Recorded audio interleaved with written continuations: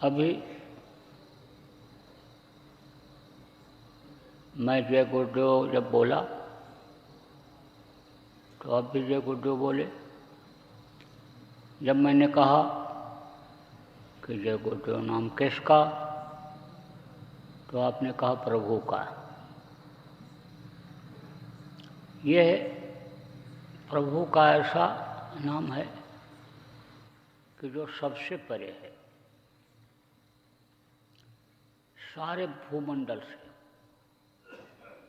भूमंडल किसको कहते हैं? भूमान्य जमीन होता है। अब ये जरूर है कि यहाँ की मिट्टी काली पीली नीली इस जमीन की है और ऊपरी मंडलों की जमीन अलग है। आसमान जैसा कोमल स्वच्छ साफ, जैसे यहाँ आप देखो कि अभी ओस जब सुबह गिरती है और पौधों के ऊपर पड़ती है तो मोती जैसा दिखाई पड़ता है। तो वहाँ हमेशा इसी तरह की ज़मीन अलग अलग लोकों में दिखाई पड़ती हैं। यहाँ तो थोड़ी देर के बाद सूरज निकलने के बाद मोती जैसा ओस खत्म हो जाता है, क्योंकि ये अस्थाई है, अस्थाई नहीं है। यहाँ की कोई भी चीज़ अस्थाई नहीं है, नासमान है, मिटने वाला है, परिवर्तनशील है। लेकिन वहाँ परिवर्तनशील नहीं है। तो जो सारे भूमंडल से परे है प्रभु है, वो न तो ये जो 33 करोड़ दुर्गा हैं, न 10 करोड़ शंभू हैं, न तो वो ये हैं, और न ही वो ब्रह्मा हैं, न ही विष्णु हैं, और न ही शिव हैं, और न ही वो ये काल भगवान जिनको कहा गया वो हैं, न ओंकार पुरुष हैं, न निरंकार पुरुष हैं, न सोहंग पुरुष हैं। वो सबसे परे हैं, सतपुरुष से भी परे हैं, सतलोक के जो मालिक हैं उनसे भी परे हैं। उनको लोगों ने अनाम कहा, उनको लोगों ने अलग कहा, उनको लोगों ने अगम कहा कि अगम पुरुष हैं, अलग पुरुष हैं, अनामी पुरुष। जब देखा नहीं, नाम से वाकिफ नहीं है, तो उनको अनाम कहा। देख नहीं पाते इन बाहरी आँखों से, या अंतर की भी दिव्य दृष्टि खोली और वहाँ तक नहीं पहुँच पाए, उनको नहीं देख पाए, तो उनको अलग कहा। और उनका ठाह नहीं, उनकी प्रभुता का जानकारी नहीं, तो अगम कहा। अलग अगम अनामी कहा। उनको अलग अलग नाम लोग रख देते हैं। ये शक्तियाँ जो आती हैं इस धरती पर, उनका अलग अलग नाम लोग रख देते हैं। अब जो काम जिस तरह का करते हैं, कोई अच्छा काम करता है उसको लोग महात्मा कहने लगते हैं, और अच्छा काम करते हैं उनको लोग भगवान कहने लगते हैं। आजकल ज़्यादा प्रचलन में कौन कौन से भगवान हैं? वैसे तो भगवान बहुत हैं। आज के प्रचलन में तो जगह जगह लोगों ने भगवान मान लिया, बना लिया, लेकिन ज़्यादातर भगवान राम भगवान हैं, कृष्ण भगवान हैं, बुद्ध भगवान हैं, महावीर भगवान हैं। यानी आप ये समझो कि भगवान यानी से उनको पुकारा, उन शक्तियों को पुकारा। भगवान किसको कहते हैं? जो भग के दायरे में होते हैं। आप समझो कि कर्म इंद्रिय और ज्ञान इंद्रिय नीचे की आँखों के नीचे, यानी समझो कि ऊपर यानी ज्ञान इंद्रिय है, और इधर की ये कर्म इंद्रियाँ हैं जो कर्म करती हैं। आँख देखने का काम करती है, कान सुनने का काम करता है, मुँह बोलने का काम करता है। तो ये ये ऊपर की इंद्रियाँ और नीचे की इंद्रिय, ये आप समझो कि ये नीचे की ये जो टट्टी पेशाब का रास्ता है और वो रास्ता जो ये माताएं पुत्र रत्न देती हैं, यह सब किस में आता है? ये सब भग में आता है। ये कहाँ से जुड़ा हुआ है? पेट से जुड़ा हुआ है। तो आप ये समझ लो, ये सब कर्म इंद्रिय में आ जाता है। तो जो इसके दायरे में होते हैं, मोटी बात आप ये समझो कि जो माँ के पेट में आते हैं, पलते हैं और माँ के पेट से बाहर निकलते हैं और सबके बीच में रह करके धर्म की स्थापना करते हैं, दुराचारी का संहार करते हैं, लोगों को सुख साधन सुविधा समय समय पर दिलाते हैं, उनको लोग भगवान कहते हैं। तो ये जितने भी भगवान कहे गए, आप समझो यहाँ तक कि काल भगवान तक के अंश आते हैं नीचे, तो ये सब भग के घेरे में हैं, इनको भगवान कहते हैं। लेकिन वो भगवान नहीं, वो तो बहुत परे हैं, इन सब से परे हैं। जैसा मैंने बताया कि ना तो वो काल भगवान हैं, ना ओंकार अनि हैं, और ना ही वो रारंग पुरुष हैं, ना ही वो सत्पुरुष, ना ही वो यानी सोहंग पुरुष है, ना वो सत्पुरुष। वो तो सबसे अलग है। सारी जो ये रचना है, यह सब उन्हीं की है। आप ये समझो कि उन्होंने समझो कि एक तरह से जैसे राजा लोग राज जब करते थे तो व्यवस्थाएं सौंप देते थे। धन किसका रहता था? राजा का रहता था। लेकिन मोदी सब संसार कहा गया। मोदी किसको कहते हैं? जिसको खर्च करने के लिए वो देते हैं। तो व्यवस्था समझो किसकी है? व्यवस्था तो काल भगवान की है। लेकिन मालिक कौन है सबका? सबका मालिक वही है। कौन है? जिसका नाम अभी आपने लिया, जय गुरुदेव नाम, प्रभु नाम, वो नाम है, वो मालिक है। मालिक वही है। राजा मालिक होता है और जो उनके जो और कर्मचारी होते हैं, जमींदार जैसे होते थे पहले, वो स्थानीय लोगों के मालिक तो भले रहते थे, लेकिन मालिक असला कौन होता था? जो राज्य का राजा होता था। जैसे कोई मैनेजर होता है, कई कंपनियां होती हैं, उनके अलग अलग मैनेजर होते हैं, लेकिन मैनेजिंग डायरेक्टर जो होता है, मालिक जो होता है, वो होता है जो उस कंपनी को चलाता है। उसी के अंदर में सब होते हैं, कंपनी को चलाते हैं। ऐसे ही सबका सृजनहार वही है। लेकिन अब जहाँ जैसी परिस्थितियाँ रहीं, वैसे लोग उनको मान लिए। आप समझो कि मान करके और उसी में ये फंस गए, आगे नहीं बढ़ पाए। समझो कि अंधेरा है और अंधेरे में अगर दीपक जला दिया जाए तो रोशनी हो जाएगी। अब आदमी तो समझेगा कि यही तेज रोशनी है। अगर और तेज रोशनी को नहीं देखा तो कहेगा कि रात में यही रोशनी सबसे बड़ी रोशनी है। अगर चंद्रमा को नहीं देखा, जो सबको रोशनी बराबर सब जगह देता है, नहीं देखा तो उसी को कहेगा यही रोशनी है।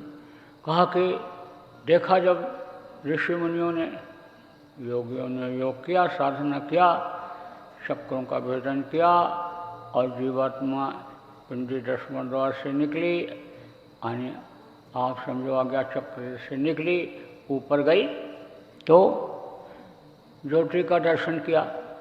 जो जिनको ज्योति निरंजन कहा गया तो उन्हीं को मान लिया, यही भगवान है, यही देवता हैं, यही सब कुछ हैं। अब उसके आगे भी तो ज्योति हैं। आप समझ लो ये ज्योति है, फिर ज्योति शिखा इसको कहा गया, फिर समझो कि झिलमिल ज्योति है, और फिर जगमग ज्योति है, और फिर अगर ज्योति है, अलग अलग नाम पड़ा है इन ज्योतियों का। रोशनी वही है जो दिखाई पड़ी, जैसे दीपक की रोशनी, और फिर ये लाइट की रोशनी जिसमें आप बैठे हो, अब आप समझो कि सूरज की रोशनी जैसे हो गई, ऐसे अलग अलग, जहाँ तक जैसे जिसने देखा वहाँ तक का उन्होंने मान लिया। लेकिन मालिक कौन है, सृजनहार कौन है, वो अलग है। तो आप ये समझो कि इनको व्यवस्था मिल गई, किसको, काल निरंजन को, और उनके अधीन आप सब लोग, हम सब लोग हो गए, क्योंकि उनके मसाले से, यानी समझ लो कि ये मनुष्य शरीर मिला, उन्होंने तैयार कराया। आप ये समझो कि जल, पृथ्वी, अग्नि, वायु और आकाश, आप ये समझ लो कि इन तत्वों से इसकी रचना हुई। और ये जितने भी तत्व हैं ये सब नाशवान हैं। आप ये समझो कि जैसे बादल दिखाई पड़ता है तो बरसता है, जल दे देता है, सूरज गर्मी देता है। आप ये समझो कि सूरज हट जाता है, दिन में सूरज दिखाई पड़ता था, देखो रात हो गई, अब इस समय नहीं दिखाई पड़ते हैं, सूरज नहीं दिखाई पड़ते हैं। आप ये समझो कि ये सारी चीज़ें, यानी ये सब यानी नाशवान हैं।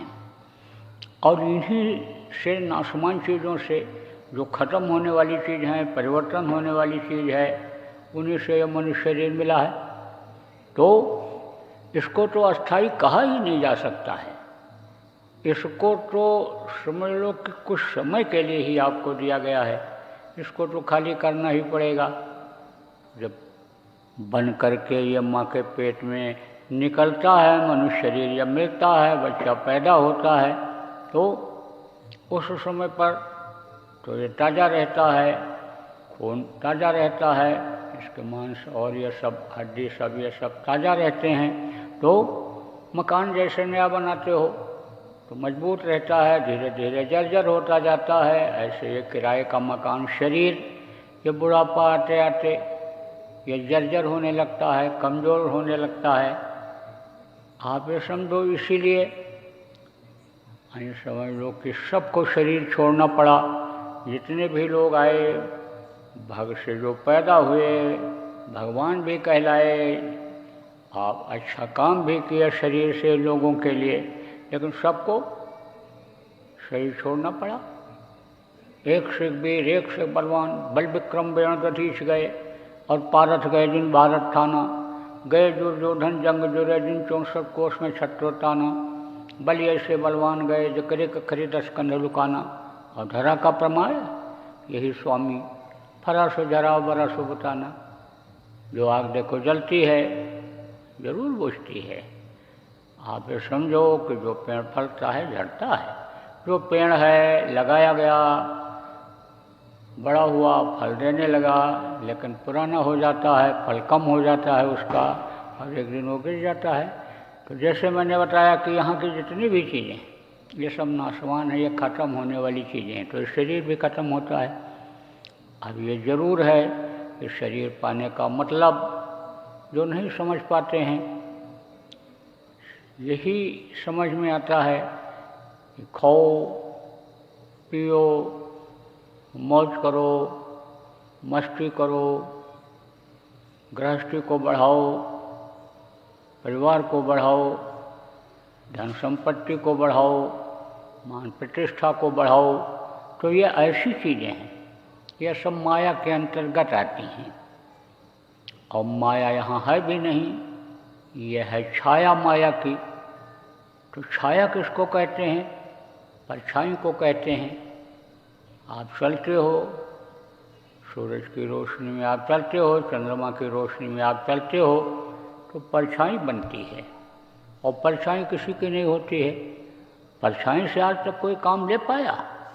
परछाई तो बस खाली भ्रम की होती है कि यह हमारा शरीर है, ये हमारा हाथ है, ये हमारा सिर है।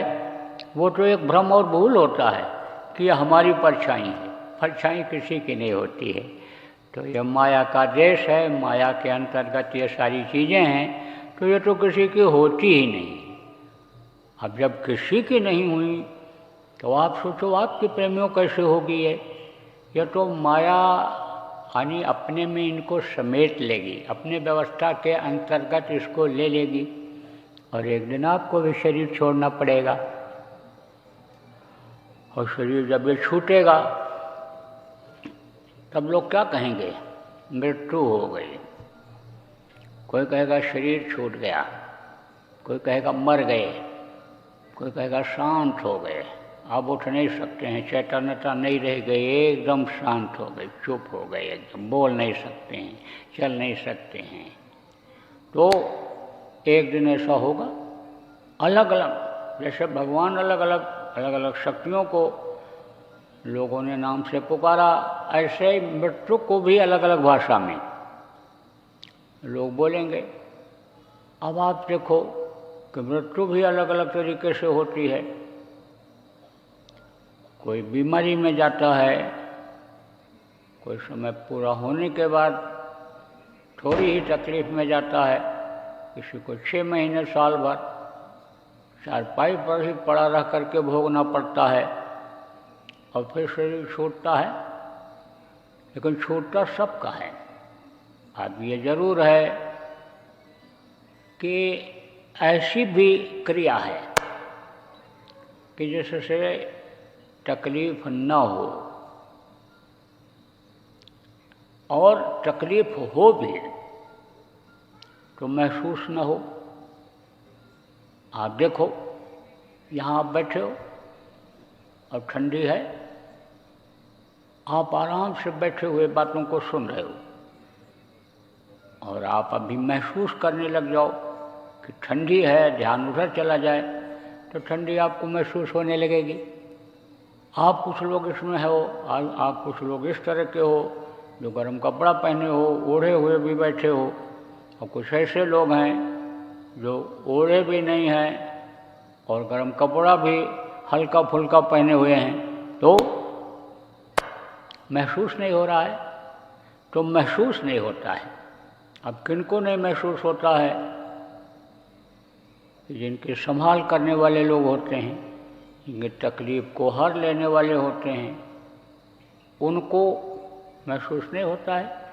ये बाकी लोगों को महसूस होता है, सबको महसूस होता है। और जो शरीर के लिए ही सब कुछ करते रहते हैं, खाने पीने के लिए ही, मौज मस्ती के लिए ही दूसरों को तकलीफ देते रहते हैं, दूसरों का धन लूटते हैं, अपने सुख के लिए लड़कियों का, औरतों का अस्मत लूटते हैं, जो पाप की श्रेणी में आता है।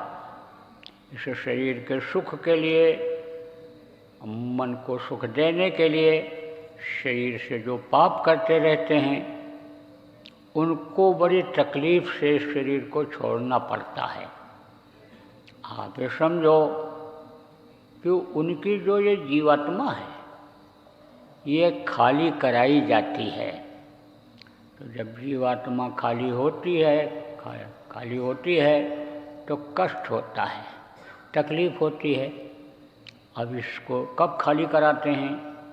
जब जो सांस आपको मिला है वो जब पूरा होने को होता है, थोड़ा बहुत ही रह जाता है, तब इसको खाली कराया जाता है। सांसों को आप सब लोगों को दिया गया, इसको श्वास की पूंजी कहते हैं। श्वास वो गिन कर दिया गया।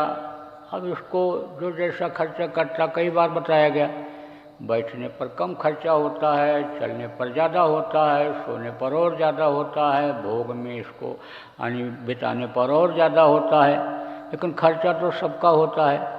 और सांसों की जो ये पूंजी है, खर्च करने के हिसाब से ही उम्र होती है आदमी की। कोई ज़्यादा उम्र वाला होता है, कोई कम उम्र वाला होता है, जो दुनिया को छोड़ता है, शरीर को छोड़ता है। तो यह सांसों पर निर्भर करता है।